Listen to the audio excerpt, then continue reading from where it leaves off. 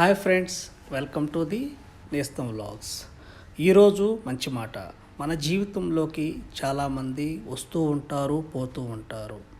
మన జీవితంలో క్లోజ్గా ఉన్నారు కదా అని చెప్పి మన మన బలాలు బలహీనతలు ఎప్పుడూ పంచుకోకూడదు. అలా పంచుకున్నప్పుడు మేబీ మన జీవితం నుండి వాళ్ళు దూరం అయిపోవచ్చు, లేదా మనకి వ్యతిరేకమైన గ్రూప్లో జాయిన్ అవ్వచ్చు. అలాంటప్పుడు వాళ్ళకి మన బలాలు మన బలహీనతలు అన్నీ తెలుసు కాబట్టి మనతో చాలా ఇబ్బందికరంగా ప్రవర్తిస్తారు. అందుకని ఎప్పుడైనా సరే స్నేహంలో కానీ ఏ రిలేషన్షిప్లో అయినా సరే ఎంతవరకు ఉండాలో అంతవరకే ఉండాలి. అందరినీ రెస్పెక్ట్ ఇవ్వాలి, రెస్పెక్ట్ తీసుకోవాలి.